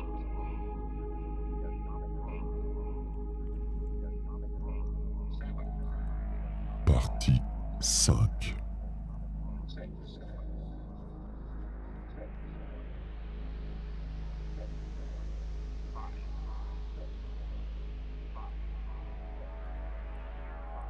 Le lendemain matin, je fus debout de bonne heure. Comme je n'avais plus de papier pour écrire, j'avais décidé de prendre l'unique bus de la matinée pour Radkar. Sœur Amory n'était pas encore levée et, pendant le trajet, mon esprit passa en revue les événements de la veille. C'est ce qui me décida à effectuer quelques recherches pendant que j'étais en ville. À Radkar, après un rapide petit déjeuner, je téléphonai au bureau du Radkar Recorder, où un certain monsieur McKinnon, secrétaire de rédaction, me fut particulièrement utile. Il passa près d'1 heure au téléphone du bureau à se renseigner pour moi. En conclusion, il me signala que pendant près d'1 année, aucune secousse importante n'avait été enregistrée en Angleterre. Point sur lequel j'aurais de toute évidence argumenté si d'autres renseignements n'avaient suivi. J'appris ainsi qu'il y avait bien eu quelques chocs mineurs dans des localités telles que Goul, à quelques miles de là, notamment au cours des dernières 24 heures, ainsi qu'à Tenderden, près de Douvres. On avait également relevé une très légère secousse à Ramsey, dans le Huntingdonshire. Après de vifs remerciements, je m'apprêtais à prendre congé de M. McKinnon lorsqu'il me proposa de jeter un coup d'œil sur les dossiers internationaux du journal. J'acceptais avec reconnaissance et me retrouvais seul en face d'une imposante pile de documents traduits. La plupart d'entre eux ne m'étaient bien évidemment d'aucune utilité, mais je ne mis pas longtemps à dénicher ce qui m'intéressait. Je ne pus d'abord croire à l'évidence incontestable qui se révélait sous mes yeux. C'est ainsi que je lus que des tremblements de terre assez sérieux avaient ébranlé Haynes au mois d'août, au point que 2 maisons s'écroulèrent et que plusieurs personnes furent blessées. Une connexion avait été établie entre ces chocs et d'autres relevés quelques semaines plus tôt à Agen. J'ai lu Haynes, c'est N en fait. Là pour le coup je l'ai improvisé, je suis désolé. On va la reprendre, ce sera pour l'hardi, ça sera pas bref. Il y a une ville qui s'appelle N. Pourquoi c'est quand je suis dans des questionnements à la con qu'il y a des raids? Bonsoir. Quel nom de chaîne incroyable. Bonsoir. TV de gauche. Pour le raid. Merci beaucoup. Flaucopow. Pour le follow, bienvenue sur ce live horrifique histoire où je suis particulièrement en galère par rapport à d'habitude. Merci beaucoup pour le follow Marcibus. Salut la gauche, ça fait plaisir. La gauche raid la gauche. Et c'est ça qu'on aime ici. Merci. Vous faites plaisir. Ah là là. Qu'est-ce que vous faisiez de beau chez TV de gauche? Ça, quel plaisir. Et comment vous êtes tombé ici? Ça fait plaisir. Ça fait plaisir. Lex Calvin, bonsoir, mon cher Lex Calvin. Peut-être un peu la raison. Bienvenue, la gauche. Ça fait plaisir. Regardez les trucs de gauche. Ça, quel plaisir. Documentaire, série TV, etc. Ça régale. Eh bien, bienvenue dans Horrifique Histoire, ce format où je vous lis, ce soir avec un peu plus de guerre que d'habitude, des romans et des nouvelles horrifiques, pendant que des artistes ici, l'illustre Sir Mascox, illustre la nouvelle. Vous retrouvez aussi sur cette chaîne du karaoké, des travaux manuels, et évidemment, de temps en temps, quand j'ai envie de tirer à balles réelles, des takes de gauche. Voilà. Si vous êtes de droite dans le chat, désolé pas désolé comme on dit. Hein. Voilà. Un bisou. Hein. Et merci beaucoup Sir Jack 54 et Pigballmeister pour les follow. Chape gauchiste. Non, je vois pas du tout de quoi tu parles. Moi de gauche. Demande à mes potes si je suis de gauche. Tu verras ce qu'ils t'auraient... Non, je déconne. Totalement. Barrez-vous les fachos. Merci Mascox, je n'aurais pas mieux dit. Si barrez-vous et revenez jamais. Nulle part. Nulle part, tout court. Voilà, c'est tout. Et quand on s'en fout des deux côtés, on fait comment? Eh bien, on questionne le concept d'apolitisme et on continue de se questionner. Mais c'est pas grave. Chacun sa vitesse de déconstruction. On y arrive, petit à petit. Waouh. Mais comme dirait l'autre, ne rien faire, c'est laisser faire. Voilà. Mais c'était pas sur celle-là, je sais pas de qui c'est, mais c'est sur le nom de quelqu'un. Je sais pas ce que je dis. Bien dit, merci. Mais j'en prendrai aucun crédit parce que je suis sûr que je suis pas le premier connard à avoir inventé cette phrase. On fait comme d'habitude, on va à droite. Osrine dit les termes. Si tu ne t'occupes pas de la politique s'occupe de toi. Très bien, tiens, Maury. C'est pas mal non plus. on valide. Mais c'est bien, on va... Voilà, parlez-moi de gauche, ça va me réveiller. Parce que là, j'étais en train de m'endormir, là, ça me réveille. Là, je suis vraiment en mode... Je suis bien. Et j'ai trouvé une nouvelle voix de con avec le modificateur de voix. Là, ça fait plaisir. Là, on est vraiment sur une voix de con. Sur ce... je suis très fatigué ce soir, je suis désolé. C'est même pas de la fatigue physique, c'est de la fatigue mentale. Donc c'est vous dire à quel point ça... Bon, voilà. Moi, je connais, si tu ne fais pas partie de la solution, alors tu fais partie du problème. Putain, il y a tellement de phrases bien dites comme ça, c'est fou. Mais ne vous inquiétez pas, chacun ses vitesses de déconstruction. Voilà. Et il vaut mieux déconstruire des gens qui ne savent pas que des gens qui croient savoir. Lis, je suis explosé aussi, merde, bon ça va, j'y vais. Bon, il a trouvé la voie du rôle. Oui, j'y vais, t'inquiète, ça va, il reste 6 pages, on va y aller. Et puis à la fin, ça va s'accélérer comme d'hab. C'est bon, j'y vais. Amaury, tu peux balancer un petit résumé? Merci. Tu gères la fougère, merci beaucoup. Falling pour le follow. On y retourne. Bonsoir à toutes celles et ceux qui viennent de débarquer et qui découvriraient ce soir Horrifique Histoire. Nous continuons cette magnifique Horrifique Histoire.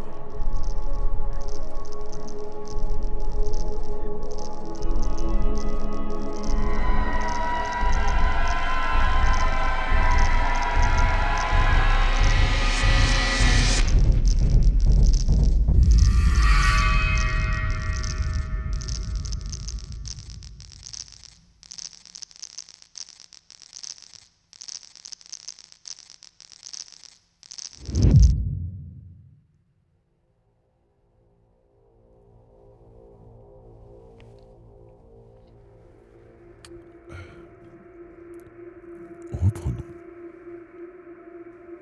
Et merci encore énormément. TV de gauche et l'ex Calvin, j'imagine, du coup, pour ce raid. Des soupis. Et la gauche chasserie n'a jamais fini.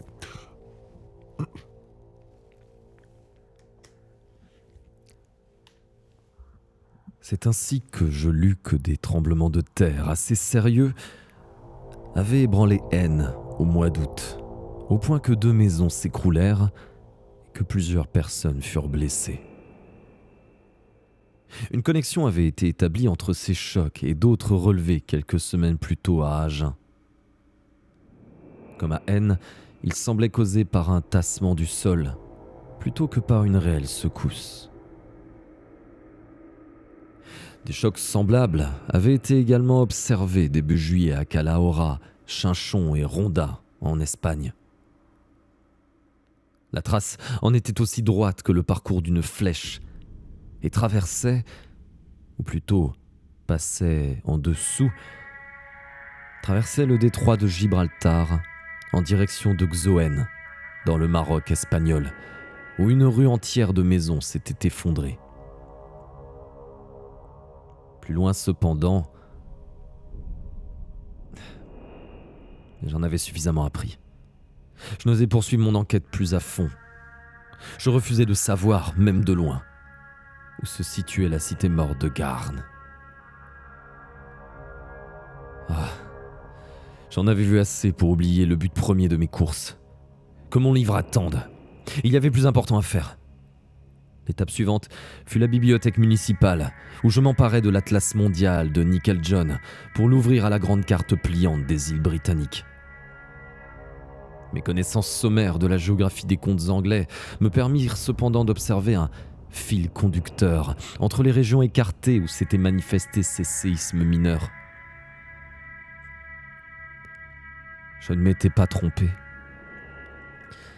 À l'aide d'un second livre qui me servit de règle, je traçais une ligne droite. Et coucou Lex. Enfin coucou, non, merci Lex pour ce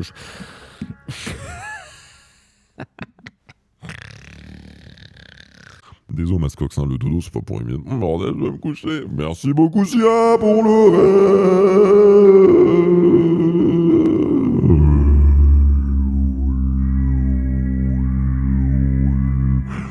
Bonsoir, c'est Unac. Bonsoir, Kalminska. Ta gueule la musique. Bonsoir Olaf le fumistier. Bonjour tout le monde. Sur Dead Space. Donc on reste dans le thème horrifique, nickel. Des gros bisous, Sia. Merci beaucoup pour ton raid. Que du love. On va continuer. Amaury, résumé. On est reparti. On est en train de découvrir que l'oncle il va crever. No spoil, on le dit en fait dans le début du bouquin, mais c'est parti. Putain la vache, il y a 3 raids d'affilée, mais c'est pas grave, ça fait plaisir. Je vous aime. Il y a que Mascox qui vous déteste parce qu'il est éclaté. Voilà, mais découvrez son travail immédiatement. Au moins, je lui fais de la pub. Regarde, on est 240, et ben Mascox, voilà, de la pub pour 240 personnes qui vont immédiatement, évidemment, aller découvrir ton travail sur les réseaux sociaux. Allez, merci beaucoup, Gigilou, pour le follow. Le soir où je crois galérer plus que d'habitude. Non, le soir où je galère plus que d'habitude. C'est fou. J'ai le cerveau en patate. Suivez-moi, je bosse comme un âne et j'espère que je le mérite. Tu le mérites de ouf, mon cher Mascox. Et tout de suite, sans transition aucune, puisque le résumé va vous être donné en version textuelle par ce cher Amaury. Vous arrivez sur la fin, donc en vrai ça va être épique. Donc vous pouvez prendre le résumé, vous aurez une belle fin un peu folle, un peu sympathique, un peu rigolo-drôle. Pas du tout, on est là pour pleurer. Bref, gens. Bonsoir et bienvenue à toutes celles qui... Je vous ai dit, j'ai des problèmes de diction ce soir, attendez. Bonsoir et bienvenue à toutes celles qui découvrent Horrifique Histoire ce soir. C'est tous les dimanches à 22h, tous les mercredis à 17h, c'est des live karaoké. Le reste du temps, on fait des grosses conneries de type, on fait des travaux manuels, des Lego, des trucs comme ça. Bon, c'est pas non plus à Gandhi. On s'en branle, Mascox va me buter. Donc tout de suite, immédiatement, dans vos écrans, eh bien, la suite est fin de cette Horrifique Histoire. Des Opongix, on vient de se prendre 3 raids d'affilée, je fais ce que je peux.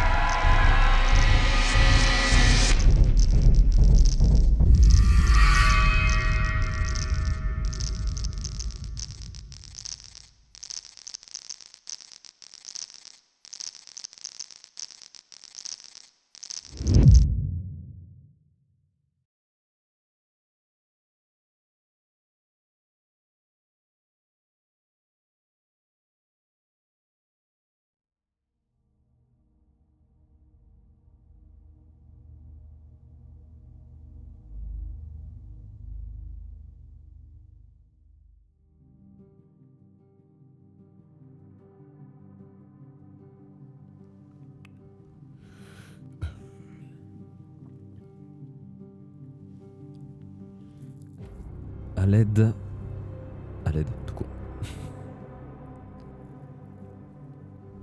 À l'aide d'un second livre qui me servit de règle, je traçais une ligne droite entre Goole dans le Yorkshire et Tenderden sur la côte sud, et constatais avec effroi que cette ligne, si elle ne passait pas exactement sur, passait très près de Ramsey, dans le Huntingdonshire. Poussé par une insatiable curiosité, je prolongeais ce trait vers le nord. Mon regard soudain fébrile nota qu'il passait à 1 mile seulement de notre cottage des marais. Les doigts moites et insensibles, je tournais les pages jusqu'à la carte de France. Après quelques secondes d'arrêt, malgré ma maladresse, je finis par trouver l'Espagne et l'Afrique. Combien de temps restais-je assis là, foudroyé, à tournoyer les pages de temps à autre et à vérifier, comme dans un cauchemar, noms et localités. Lorsque je quittais enfin la bibliothèque, mes pensées se bousculaient en un chaos indescriptible. Une épouvante insondable me glaçait le dos. Mon système nerveux tout entier commençait déjà à lâcher. Le soir, lors du trajet du retour, le ronronnement du moteur du bus me plongea dans une sorte de demi-sommeil, dans lequel j'entendis à nouveau les paroles qu'avait prononcées Sir Amaury, alors qu'il parlait en rêvant. Ils n'aiment pas l'eau. L'Angleterre est en sécurité. Ils doivent aller trop profondément. Ces pensées me réveillèrent complètement, et un frisson me pénétra jusqu'à la moelle des os. Ces pressentiments de mauvais augure n'étaient pas sans fondement. Ce qui m'attendait à la villa était de nature à achever la dégradation de mon système nerveux. Lorsque le car franchit la dernière courbe boisée qui cachait la villa, j'aperçus la catastrophe. Tout s'était écoulé. Bien sûr, tout s'était écroulé. Je ne pouvais pas y croire. Malgré tout ce que je savais, malgré toute cette accumulation de preuves lentement établies, c'en était trop. Mon esprit torturé ne pouvait comprendre. Une fois descendu du car, j'attendis qu'il se ferait un chemin entre les voitures de police stationnées avant de traverser la route. Une partie de la clôture du cottage avait été abattue afin de permettre à une ambulance de se ranger dans le jardin bizarrement incliné. Il faisait presque nuit et des projecteurs éclairaient la scène. Une équipe de secouristes fouillait rapidement ces incroyables décombres.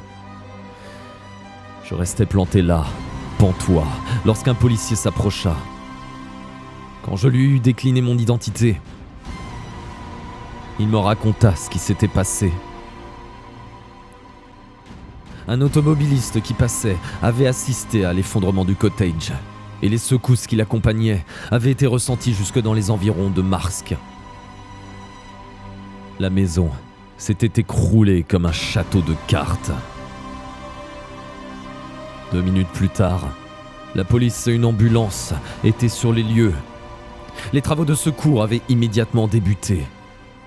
Tout portait à croire que mon oncle était hors de la maison lors de l'accident, car on n'avait pas encore trouvé la moindre trace de lui. Une odeur singulière et asphyxiante avait flotté un temps, mais s'était dissipée peu après le commencement du déblayage. Les sauveteurs avaient dégagé le sol de toutes les pièces, à l'exception du bureau. Pendant le temps qu'il prit à me mettre au courant des faits, d'autres décombres étaient encore frénétiquement retirés.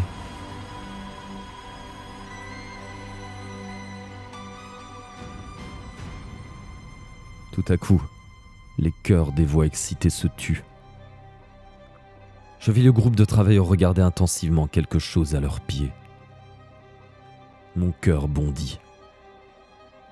En une seconde, j'escaladais les débris pour voir ce qu'ils avaient trouvé. Là, à l'emplacement précis du plancher du bureau, gisait ce que j'avais craint et inconsciemment prévu. Ce n'était qu'un trou béant dans le sol. Mais à voir l'angle d'inclinaison du parquet et la façon dont les lattes avaient été rejetées, il semblait nettement que le sol, plutôt que de s'être écroulé, décidément, avait été poussé de bas en haut.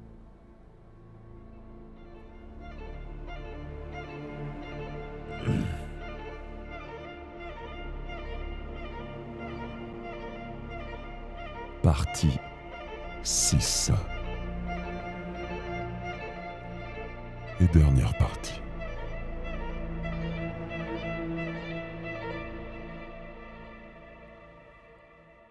Depuis, on n'a plus rien vu ni entendu sur Sir Amory Smith.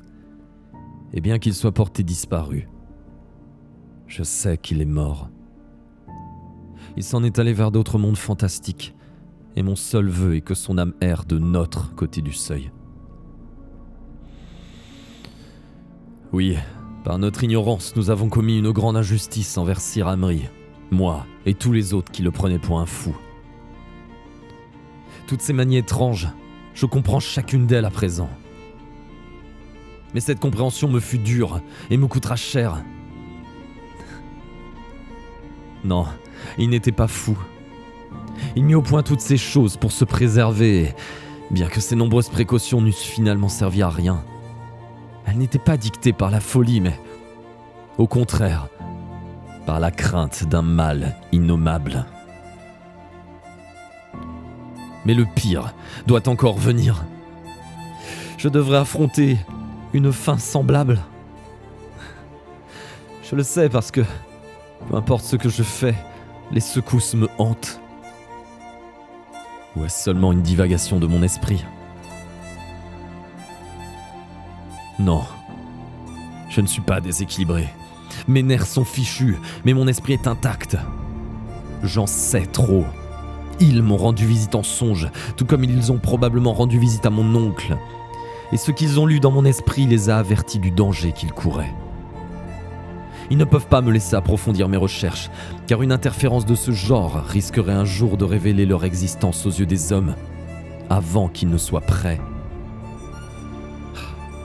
Mon Dieu, pourquoi ce vieux fou de Wilmart à Miskatonic n'a-t-il pas répondu à mon télégramme ? Il doit y avoir une solution. Même maintenant, il creuse. Ces habitants des ténèbres.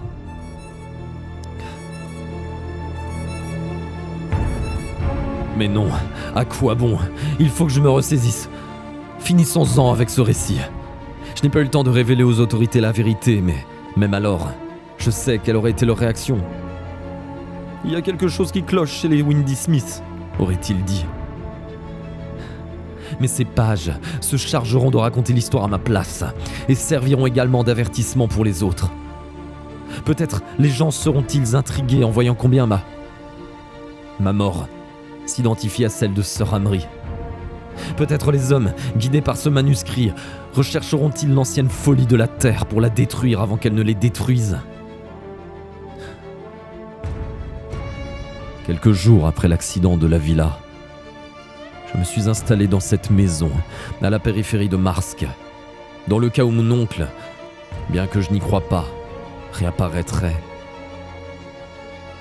Mais à l'heure qu'il est, d'horribles puissances me retiennent en ces lieux. Je ne peux m'enfuir. Au début, leur pouvoir n'était pas si fort. Mais maintenant, je ne suis même plus capable de quitter cette table de travail. Et je sais que la fin est imminente.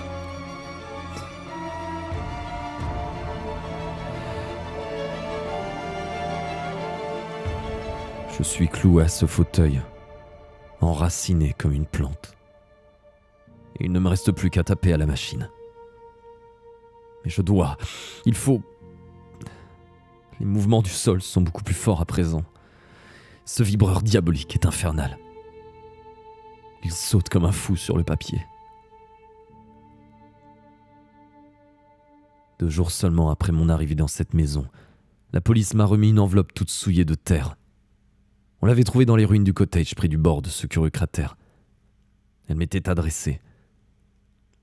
Elle contenait les notes que je viens de retranscrire, ainsi qu'une lettre que, à en juger par la façon tragique dont elle se termine, Sir Amri devait être en train de rédiger lorsque l'horreur vint le chercher. À la réflexion, il n'y a rien d'étonnant à ce que l'enveloppe ait survécu dans l'accident. Ils n'ont pas dû savoir ce que c'était et n'y auront sans doute prêté aucune attention. Rien n'a été abîmé à dessein dans la villa, c'est-à-dire rien d'inanimé. Dans la mesure où j'ai pu l'établir, seules ces terribles sphères, ou ce qu'il en restait, avaient disparu. Mais je dois me dépêcher, impossible de fuir, et les secousses ne cessent de croître en force et en fréquence. Non, je n'aurai pas le temps d'écrire tout ce que je voulais dire. Les chocs sont trop puissants, m'empêchent de taper. Je vais terminer ceci comme je peux et fixer la lettre de Sir Amri à ce manuscrit.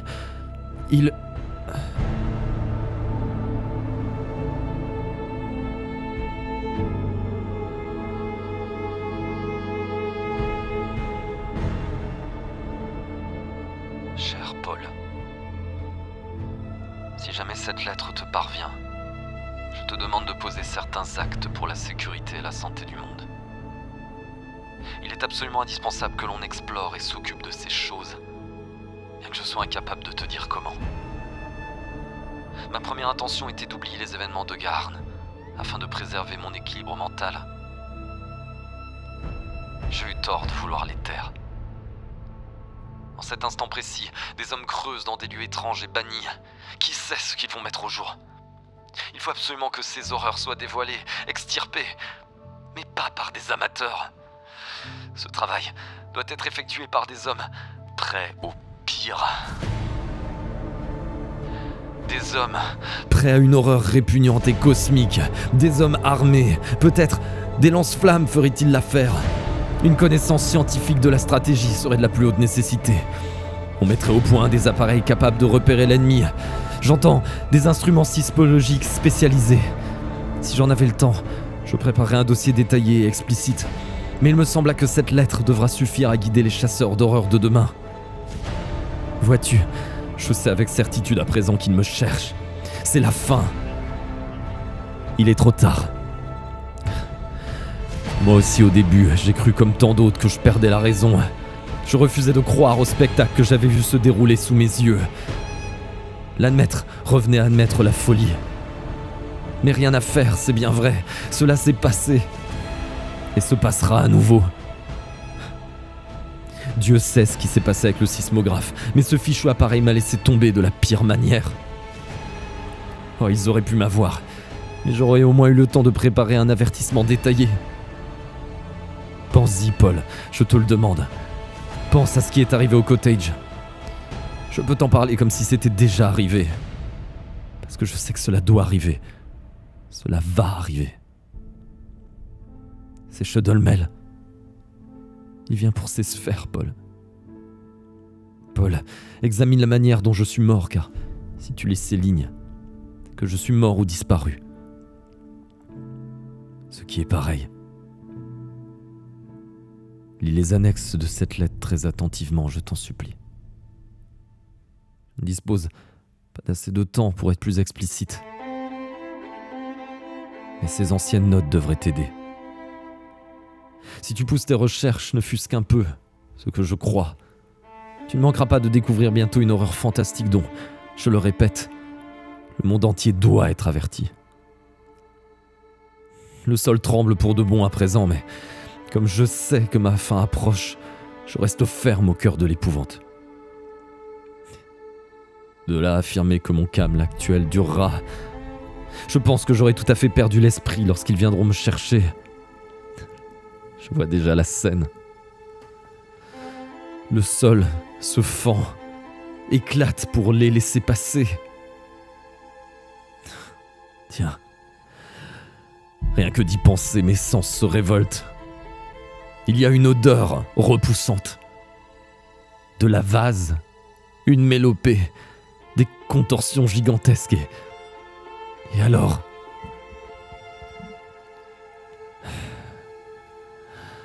Incapable de m'enfuir, j'attends. Je suis prisonnier du même pouvoir hypnotique qui retient les autres à leur garne. Quel monstrueux souvenir. Quel réveil lorsque j'aperçus mes amis et compagnons vidés jusqu'à leur dernière goutte de sang par ces choses vermiformes et vampiriques venues des cloaques du temps. Des dieux aux dimensions étrangères. Ce jour-là, j'étais moi-même aussi hypnotisé par cette même force terrible, incapable de me porter au secours de mes amis ou même de m'encourir. Par miracle, quelques lambeaux de nuages voilèrent un instant mon iPad. Ils le voilèrent.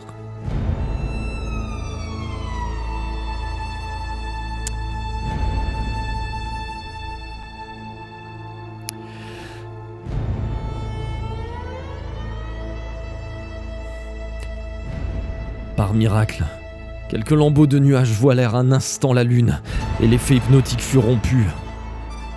Alors, comme un fou, en hurlant et en sanglotant, je pris la fuite, laissant derrière moi les bruits ignobles de succion et de bave, ainsi que le chant rauque et démoniaque de Shuttlemel et de ses hordes. Sans savoir ce que je faisais, j'emportais les satanées sphères dans ma fuite. J'en ai rêvé la nuit dernière. J'ai revu les inscriptions du crochet de pierre. Cette fois, cependant, je savais les lire. Toutes les craintes et les ambitions de ces êtres infernaux s'offraient à mes yeux aussi clairement que les titres d'un quotidien. Des dieux, peut-être en sont-ils, qu'importe. Une chose cependant est certaine. Le plus grand obstacle à leur plan de conquête de la Terre est leur cycle de reproduction, terriblement long et compliqué. Chaque millénaire ne voit la naissance que de quelques jeunes. Mais quand on sait depuis combien de temps ils sont ici, le jour approche où ils seront en nombre suffisant. Avec un mode de reproduction aussi laborieux, tu comprendras qu'ils redoutent la perte d'un seul de leurs affreux rejetons. C'est pourquoi ils ont creusé des galeries sur des milliers de miles. Elles passent même sous les océans les plus profonds. Ils veulent récupérer les sphères. Je m'étais demandé pourquoi ils me pourchassaient. Mais je le sais à présent. Je connais également leur technique. Ne devines-tu pas comment ils savent où je suis ou pourquoi ils viennent ? Pour eux, ces sphères sont comme des phares ou comme la voix d'une sirène. Ils répondent simplement à l'appel de leurs petits, comme tout autre parent, bien que ce soit plus sous l'impulsion d'une insatiable ambition que d'une émotion de type humain. Mais ils arriveront trop tard. Il y a quelques minutes à peine, juste avant que je ne commence cette lettre, ces choses ont éclos. Qui aurait deviné que c'était des œufs, ou que le coffre qui les renfermait était une sorte de couveuse artificielle ? Je l'ignorais, et ne peux me le reprocher. J'ai même essayé de les radiographier, mais ils ont envoyé les rayons. Ils ont renvoyé les rayons. Et puis les coquilles étaient si épaisses. Lors de l'éclosion, cependant, elles se sont fendillées en minuscules fragments. Ces nouvelles créatures n'étaient pas plus grandes qu'une noix. Si l'on considère la taille des adultes, ces êtres doivent posséder un taux de croissance inimaginable. Quant à ces deux-là, ils ne grandiront jamais. Je les ai grillés sous mon cigare. Tu aurais dû entendre les cris mentaux de ceux d'en bas. Si j'avais su plus tôt, avec certitude, que ce n'était pas de la démence, il m'aurait sans doute été possible d'éviter cette atrocité. Mais à quoi bon maintenant ? Consulte mes notes, Paul, et fais ce que j'aurais dû faire. Établis un dossier détaillé que tu remettras aux autorités. Wilmart t'aidera probablement, et peut-être aussi Spencer de l'Université de Québec. Il me reste peu de temps, le plancher craque. Le dernier choc, le plancher se disloque, se soulève. Seigneur, à l'aide, ils montent, ils viennent. Je les sens à l'intérieur même de mon esprit. Ils se dirigent à tâtons.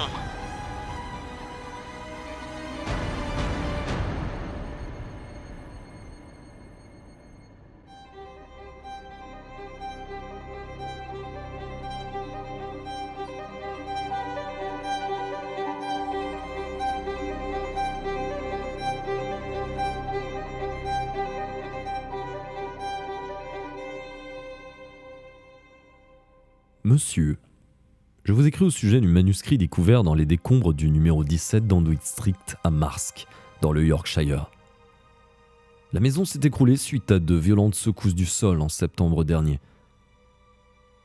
Ce document est, selon toute vraisemblance, un conte fantastique que projetait de publier l'écrivain Paul Wendy Smith.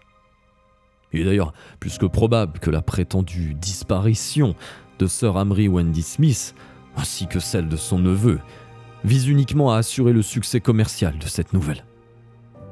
Personne n'ignore que Sir Amri était fort intéressé par la sismographie, et sans doute ces tremblements de terre auront-ils inspiré le récit du jeune écrivain.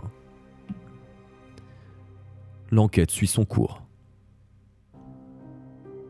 Sergent G. Williams, Yorkshire, comté de Constabulary, le 2 octobre 1933.